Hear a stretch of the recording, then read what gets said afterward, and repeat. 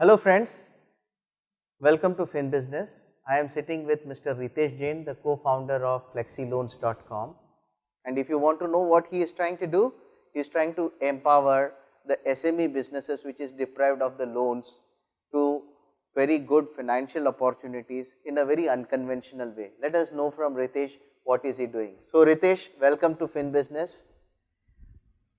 So tell me a little bit about how is flexiloans.com empowering the SME businesses? Firstly, thanks Babu for inviting me. Flexiloans.com is a very interesting concept wherein what we realize actually that in India, 90% of small businesses do not get finance from organized banks or financial players.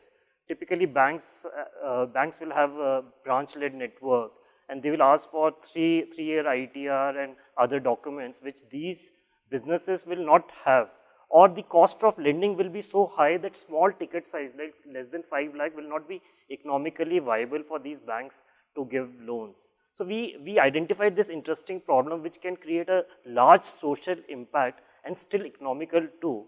And we started flexiloans.com. I started along with 3 of my other co-founders who are also like ISB pass out, my batchmates, and we started giving loans to small and medium enterprises through study of alternate data. Instead of relying on income tax returns and other things, we do take bank statements, but we rely on alternate surrogate data to give loans. As we stand here, we have already given loans in 60 cities while we operate from this single office. You can imagine Fantastic. the kind of impact we are taking.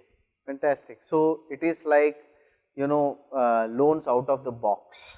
So let us know a little bit more out of the box or unconventional way in which you are trying to give loans to the organization.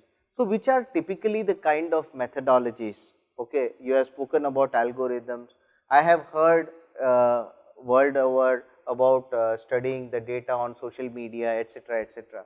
So can you give me a little bit more deeper understanding of what are the kind of information that you seek to in your algorithm so that you can arrive at a better judicious judgment of what kind of lending you would like to do? So firstly, you'll have to understand the basic profile persona of this particular individual. So earlier, what banks used to do, they had a branch-led model, and that there was a branch manager who used to lend using Jaan Pehchan based model, right? But what we are trying to do, we are creating the same Jaan Pehchan model through digital way.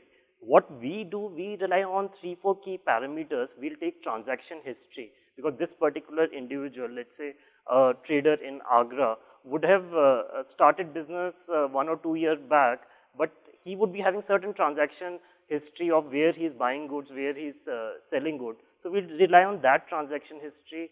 That is most important. Then over and above, there are layers of social, his social behavior, his psychometric analysis, amongst other interesting things what we are doing. So is this totally just automation, or there is also a physical aspect to this lending, or is it a combination? Is it a hybrid model, or is it an automated model, or is it a physical model? So firstly, if it would have been a physical model, it would not have been possible to do lending in 60 cities.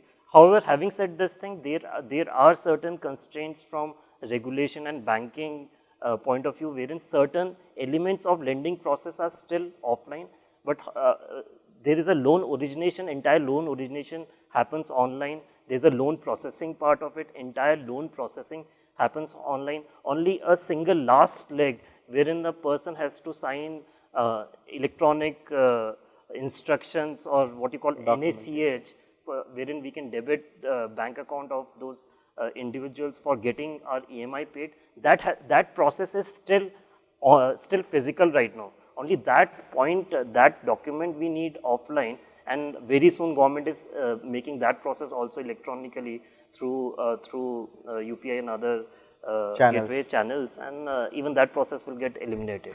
So I am sure when you have to lend to the people, you would require the support of the banks. Okay, you definitely obviously have to require some relationship to the banks. How have been the banks reacting to this particular models? How comfortable are they especially with all the conventional and contemporary models which they have been following. Compared to that, how are they today looking at you when you are doing this kind of disruption? So in long run, we see ourselves not competing with banks. We want to partner with banks.